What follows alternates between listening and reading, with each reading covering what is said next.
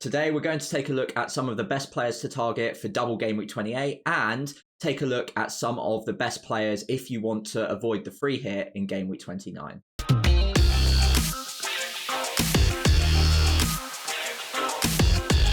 Hey everyone, Sam here, otherwise known as FPL Pricey, and today we're going to be taking a look at all of the best players to be targeting ahead of Double Gameweek 28, and we're going to try and rank them for you as well. Obviously, always going to be team dependent, so take this always with a pinch of salt, but independent of your team and the way it's structured, I've tried to value them in the order in which I would prioritize buying them. So to start off with, let's take a look at Bournemouth, and no surprises here who number one is going to be. Dominic Solanke, not only is he going to be a really good option to be buying this week if you don't have him already, but also the captaincy armband is going to be very popular to put on him for Double Game Week 28. As you can see down the bottom, we've got the fixtures up in front of us. So Sheffield United and Luton both at home in Double Game Week 28. It honestly doesn't really get much better than that. Two promoted clubs, two teams that are very weak at the back and playing at home for Bournemouth in both fixtures. Solanke is usually a 90-minute man as well, and he's on penalties. So all of those things go in his favour. And then when you add in the fact that he himself has been on fantastic form this season, and the underlying data, as you can see, XGI per 90 of 0.64 is phenomenal.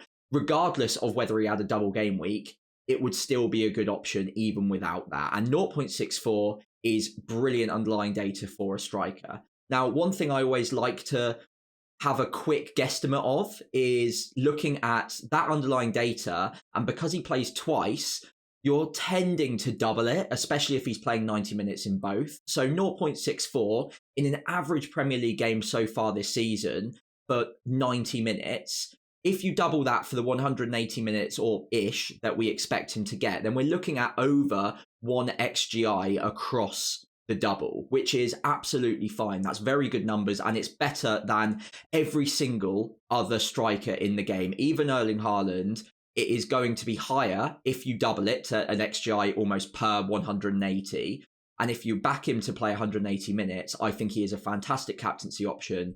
And there's not a lot of players I'd rather have in my team this week than him. Now, the one thing to note on Solanke is he is managing this knee issue, but he played 85, 86 minutes in Game Week 27 against Burnley. Obviously didn't get anything from it, but I wouldn't let that deter you. He said after the match as well, he thinks he'll be fine to play a part in both of these games. So because Iraola also seems to leave it down to Solanke whether or not he's fit enough to start based on recent interview quotes, I would say he's pretty likely to be playing very good minutes across both of those matches. And against very leaky defences, I would say he's a fantastic captaincy option. Moving down the list, the second I would prioritise is Norberto Neto. Now, the goalkeeper hasn't got the best underlying data in terms of XGC per 90, which I've put there. 1.63 isn't fantastic. But again, he's not going to go up against many striking forces that are going to be weaker than Sheffield United. And whilst Luton do score a few goals, you'd at the very least back him for a few saves there. And again, appearance points rack up, save points rack up. He is going to be a good option with 2 home games in Game Week 28. The added benefit of Neto, as you can see from the bottom, even if you're trying to avoid the free hit in Game Week 29, when Bournemouth don't have a game, you will get the benefit of the fact that you can probably buy him for your second keeper and make sure that, I know Areola is popular in a lot of teams, Leno's in a lot of teams as well, maybe Martinez. Keep that keeper, and then you can play Neto this week and then bring the second keeper back for Game Week 29 without losing a player to help you avoid using the free hit. So that is one added benefit of Neto. The data's not fantastic, but if you're looking at a Bournemouth defender, I would urge you to probably have a look at the keeper slot and see whether that helps you avoid the free hit in Game Week 29 by using that transfer on a second keeper rather than bringing in a defender that won't play in Game Week 29. Now, moving down the list, the next two are midfielders, so Tavernier and Cliver, both decent options. Again, if we backed them to play 180 minutes across the double and double the XGI per 90, then we're looking at very encouraging data. However, I think in both cases, we're not exactly certain they will play 180 minutes across the double. Cliver, in particular, isn't nailed for minutes. He has been playing pretty well recently, but I'm not that convinced in Cliver as opposed to Tavernier. I think we've seen more from him across seasons past. However, again, neither of them have been in fantastic form across the season. And I'd say unless you've got a free transfer going and you don't mind using the free hit in game week 29, I would probably swerve those two unless it's suited your strategy. In my strategy in particular, if I was to buy a midfielder, I would probably be looking more likely at the next section at Luton or players to avoid the free hit in game week 29 personally. But there is upside there for both Tavernier and Cliver. They could easily haul. And as we've seen across the season so far, all they really need is a goal or an assist. And all of a sudden, they're looking at a minimum of an 8 or a 9 pointer across the double. And they could easily get 2, maybe even 3 returns. So the upside is definitely there. Even for a -4, it could be worth it. But I feel like this week in particular, there might be better options to look at, especially because their minutes aren't completely guaranteed.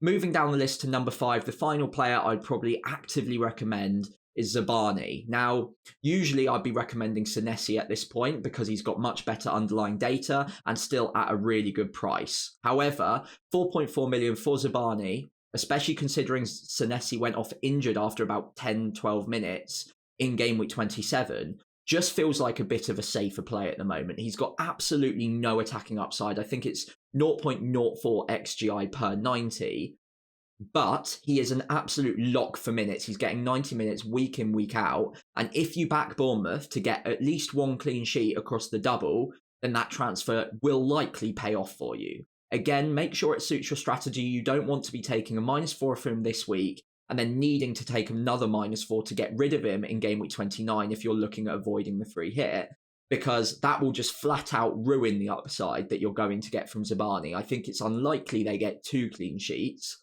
If they get 1, he's looking at maybe 8-9 points at a push. And if that's the case, if you're using 2 -4s to buy him and then get rid of him, then that cancels out all the benefit. So it's a tactical play. If you're able to do it with a free transfer or for 1 -4 and you don't mind using the free hit in game week 29 or holding on to Zabani through to Everton in game week 30, which is a good fixture, by the way, then that could work for you. But I think generally speaking, as a sort of meta overlying point on Bournemouth assets in general, outside of Solanke, I probably wouldn't be diving into them too heavily unless you're using the free hit in game week 29, because it could leave you with a bit of a sticky situation next week, no fixture for them. But if you are using the free hit in game week 29 and you're planning on having these players for a few weeks after that, Bournemouth's fixtures immediately after in game week 30 are obviously really good. And then beyond that, all the way to game week 34, they might even have a double then. So if you're looking at postponing the wild card, or you're looking at using the free hit in game week 29, Bournemouth assets could be the stronger play for you. So moving on to Luton Town players, and they are the other team with a double in game week 28. Now, for any of you that don't already know, it's Crystal Palace away and Bournemouth away. Not a bad double. I wouldn't say it's as good as Bournemouth's is. Obviously, they've got the 2 home fixtures against promoted sides. Luton have tougher opposition, both Premier League proven clubs that they're playing and away from home. But I think as a combination, it's still pretty tasty, and I wouldn't mind piling in on Luton assets either.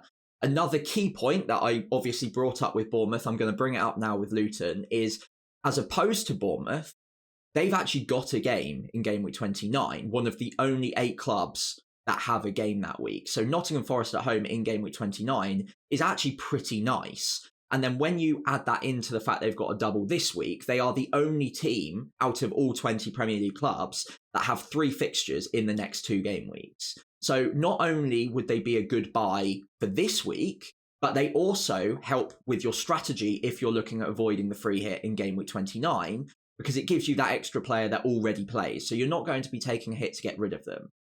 The problem with Luton, I suppose, longer term, is that their fixtures and Luton players in general just aren't that great after game week 29 is out the way. But if you're looking at wildcarding pretty soon after game week 29, maybe in 30 or 31, then Luton might be the team that you want to target this week to make sure that you cover off 28 with extra doublers and you get players for game week 29 rather as well. So looking at the players specifically, Alfie Doughty would have been top, but Carlton Morris has just edged him this week based on recent form, recent performances really. That XGI per 90 of 0.46 is actually really, really decent, especially for a promoted side and a striker within that side. And again, a bit like with Dominic Solanke, I do like doubling that data in a double game week. If you're looking at an average week, he's getting 0.46, but in a double game week, and if he plays 180 minutes or close to, we're kind of looking at an XGI of maybe roughly about 0.9 on average. Now, that's almost a whole return expected across the double game week. Now, obviously, it doesn't work like that. I get that. But if we're looking at estimates, which is the only thing we can do as we go into double game week 28, I think it's fair to say that Carlton Morris has very good upside. He's on penalties. He's been in great form recently. And despite minutes risks and doubts in recent game weeks past, I think he's kind of nailed down that position again. He's been proving himself pretty well in the Premier League recently. He's actually had a pretty decent season as well overall. So Carlton Morris is a player that I would be looking at bringing in. The problem with him is that we already have 2 or 3 strikers that we just simply don't want to get rid of at the moment. So Solanke is going to take a priority for a lot of managers this week, and he's already at about 50% EO anyway, which shows he's already in a lot of teams. Outside of that, a lot of managers, if not all managers, have Erling Haaland at this point. And then the final spot in most teams is being taken up by Ollie Watkins at the moment, who again plays in game week 29, has a decent fixture this week as well. And we've all seen how good he's been this season. He's gotten 31 attacking returns in 27 matches. He's not going to be an easy sell at the moment, although there might be a discussion to do it later on in the season, but let's not get into that at the moment. In the meantime, though, the question is, where do you bring in Carlton Morris? And I think the answer that I'll explore in later videos this week as well could be to get rid of Erling Haaland. Now, that's not going to be for everyone, and it's probably not going to be for me either, although it is something I will consider. But obviously, I'm not going to be getting rid of Solanke if he's fit. I'm also not going to be getting Watkins if he's fit as well, which leaves Haaland away at Liverpool this week, followed by no fixture in game week 29. And then in game week 30, if you're not wildcarding that week, which I think a few managers will be looking at doing, he plays Arsenal. So across the next 3 fixtures, it's not fantastic for City, but it is worth noting that City are the difficult fixture. They can beat absolutely everyone.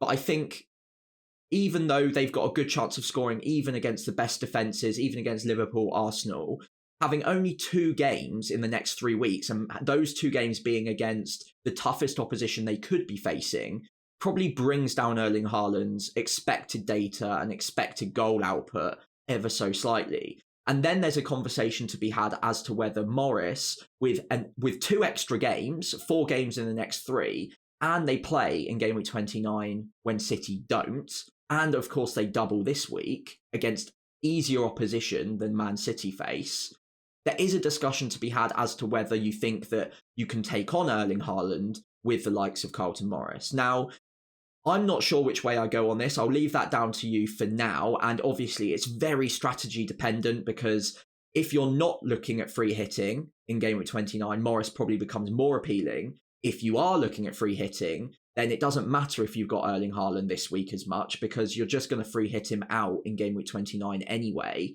So that's really a strategy decision.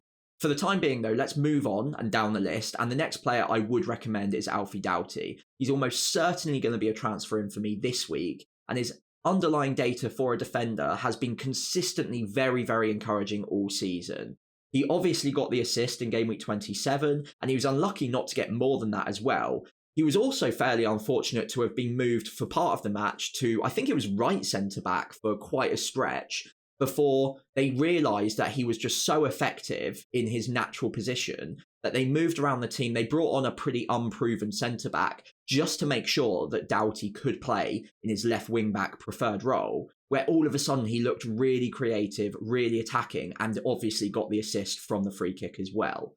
So I think Doughty is going to be fundamental to the way Luton set up, even with their defensive woes at the moment. And despite the fact I'm not really expecting clean sheets from Luton in this game week, all Doughty really needs to do is get his appearance points and avoid any yellow cards, obviously, and then maybe 1 assist, possibly even 2 if we're lucky. And we're looking at something pretty special from him. We're looking at maybe a 10-point haul. So obviously, if we add in any bonus points, we add in maybe a clean sheet if we're lucky, Doughty could really haul this game week. So the upside is certainly there.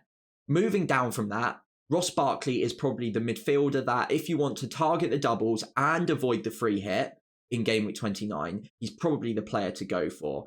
The underlying data is not fantastic, but again, if you double it, if he gets 180 minutes, it's looking at just a shade over 0.5, which is not bad. And then when you also take into account the extra appearance points he'll get from the 2 fixtures and the fact he plays in game week 29, the upside is probably still there. The question is, if you're looking at avoiding the free hit in game week 29, whether or not he beats some of the other midfielders who don't double in game week 28, but then also play in game week 29. Now that section is coming up next. So again, we'll probably discuss that a little bit later, and it is down to personal preference on how much you would prioritise 2 fixtures over 1 this week. But Barkley is going to be an option nonetheless. He is down at just 5 million as well, so he's very easy to get to. But it's just a case of which players you're willing to sell at the moment. A lot of us have the likes of Palmer, Saka, Foden as well. Are you willing to get rid of these sort of players to attack a double game week for a player in a team and a player in general with much worse data as well? So personally, I'm not so sure, but I do understand it, and I would put him third on the list of players to recommend. Next down the list would be Thomas Kaminski. Now, the underlying XGC per 90 at 2.08 is not encouraging, but he is a keeper who gets a lot of saves every single week. Even when they concede goals, he's still actually racking up the save points. And across a double game week, if he can get 3 or 4 save points across those 2 fixtures, then again, he's probably not a bad keeper to go for. Now, again, because he plays in game week 29, if you haven't already got a keeper in situ who plays that week and you're avoiding the free hit that week, then he's probably an easy player to bring in this week because 2 decent fixtures, game in 29, and it helps you avoid the free hit. So I think that does make sense in very specific scenarios, but if you're not too fussed about a second keeper transfer, I would probably prioritise Neto with 2 better and more likely fixtures for a clean sheet and better underlying data in terms of the XGC per 90. But strategy-wise, if you're looking at avoiding the free hit, then Kaminski could come into play. Now, finally, I was kind of searching around for that 5th Luton asset at the moment, and one player that did stand out for me, maybe ever so slightly more than others, is Hit Chong. Now, he's not a player that I probably prioritise over the likes of Ross Barkley, but he is a very decent differential, and he's got an attacking return in each of his last 3 matches now. So if you back that run of form to continue, then Hit Chong, under 5 million as a midfielder, if you really wanted to go full aggressive on the double and you wanted a differential to target, then he'd probably be the one for me. Now, again, he does help you avoid the free hit in game week 29, but overall, I think we're kind of scraping the barrel by this point. I'd be looking at maybe the top 3 or 4 assets here as options. Chong and below that are differentials that you might get upside from, but generally speaking, I probably wouldn't be targeting them too quickly. So we're going to wrap up this video with a number of other players that I'd definitely be keeping my eye on in game week 28, maybe even bringing them in ahead of some of the options I've recommended now, especially if you're looking at avoiding the free hit in game week 29. A lot of our transfers are going to need to be prioritizing players that play in game week 29 from this point onwards to ensure that you can get to 8 or 9 players. Now, Luton obviously come into that as well because they help you avoid using the free hit in 29. But if you're not convinced by Luton players alone, then some of these players are going to be really interesting options. None more so than Son Heung-min as well. Obviously came back in, got the goal, and he's got, I think, 2 returns in his last 3 matches since coming back from the Asia Cup. And he's playing in that centre-forward role at the moment whilst Richarlison is out. Now, that is crucial because Son's data in the centre-forward role is much, much better than when he plays out wide left. he's also on penalties and he gets very good minutes. So Son, being the elite player he is, the elite finisher he is, will always be a good option, even if he doesn't have a double game week. And against Aston Villa, their defence is good. It's not a bad defence by any means, but they do play that high line. And I think if any team is going to benefit from that, and if any player is going to benefit from that, the pace that Spurs hold on the counter-attack and can exploit that high line, Son is going to be very much a priority for them to find in those spaces, and with those long runs from deep, Son could be that guy. Good data, good fixture this week, and then next week as well, obviously plays Fulham away from home. It doesn't really get much better than that, and honestly, I'd probably be prioritising him, if you don't have him already, as a transfer over most of the midfielders that I've already spoken about. Now, after that, we're looking at Jared Bowen. Now, again, great fixture this week, Burnley at home, and that could easily outweigh the double game week for Ross Barkley, for example. 0.47 XGI per 90 is not bad at all. He's obviously recently got the hat-trick and got the assist in the last game week as well. So he's kind of a man back in a little bit of form. So if you were doubting him, I wouldn't be doubting him anymore. He's been in fantastic form across the season. We know he's a reliable asset, and the way West Ham are using him at the moment would suggest to me that more returns are coming. Now, beneath that, James Maddison, if you're not convinced on Son, or you've already got Son and are looking at piling up on more Spurs players, Maddison is another player that I think is on the cusp of exploding. 0.54 XGI per 90, very, very reasonable. And the fact that Richarlison is out means that that second Spurs midfielder slot could be going to waste if we're not careful. And Maddison could be the ideal player to fill it at the moment. Now, he is more of a creator than Son is. Son is more of your out-and-out striker, that centre-forward at the moment. He's much more reliant on the XG, whereas Maddison is more reliant on the XA. But that doesn't mean he can't be a good asset across the next two fixtures. And I think, again, there's a big question mark as to whether a Luton midfielder, for example, can beat Maddison across the next two game weeks, even though they play the extra fixture. Going down the list, the two Aston Villa midfielders as well, Douglas Luiz and Leon Bailey, both decent enough data. Bailey's is much better, by the way. 0.68 is phenomenal, and the best of any of the players on this table as well. So if you back Bailey to keep getting really good minutes, I think you probably go for Bailey over Luiz. However, Bailey is more of an X-Mins question mark. He doesn't usually get 90, although his recent performances suggest that he is very important to the way Villa set up, and therefore his X-Mins might be climbing ever higher. Now, if you wanted the safer route, I'd probably go with Luiz, because he's on penalties, he's on a lot of the set pieces, and at home especially, he's got very, very decent underlying data and gets into those late runs in those late positions in and around the box. So Luiz's home data, very encouraging. Obviously got the home fixture this week as well. So again, not a bad bet whatsoever, and both at really reasonable prices. The final player I wanted to mention is Sergio Reguilon. Now, obviously not a great fixture this game week. Arsenal away from home. I'm not really backing them for a clean sheet or any attacking returns either. But if you can bring him in this week and hide him on the bench, then I think he could be a decent option, because game week 29 rolls around, you're avoiding the free hit. Burnley are away from home, rather. That's probably the best chance that any team have of a clean sheet in game week 29. I've had a look around. There aren't many defenders that have a really good chance of clean sheeting in game week 29. And when you add in the fact that his underlying attacking data is also pretty decent, and he looked pretty close to getting a number of attacking returns in game week 27, by the way, as well, Reguilon could be a really good differential option to be targeting.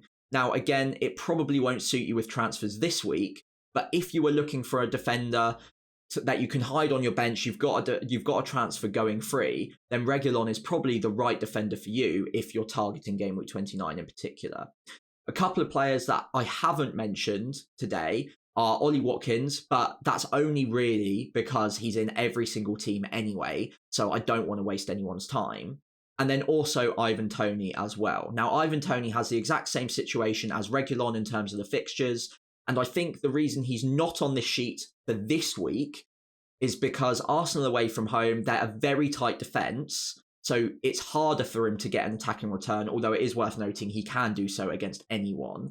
But also, the next problem that he has that Reguilon won't have is he's much harder for you to hide on your bench this week than Reguilon is. Now, there are a lot of teams out there that will have 3 striker slots taken up by players either that are doubling this week or players that just benefit strategy moving forwards. As I mentioned earlier, Solanke, Carlton Morris, Haaland as well, you might not want to get rid of just yet, and also Ollie Watkins. That's already 4 strikers that I would put ahead of him for this week. And then you can probably look at bringing him in game week 29 when they go up against Burnley pretty easily. I think he'll almost certainly be one of my free transfers in game week 29 if I avoid the free hit that week, of course. But for this week, I'd probably just leave him for now. If you've got him already, I probably wouldn't be ripping apart your team to sell him.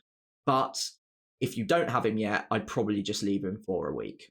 So those are the players I'd look at bringing in ahead of Double Game Week 28, and some of the players that if I was looking at avoiding the free hit in Game Week 29, I might have an eye on this week and maybe bring those transfers forward.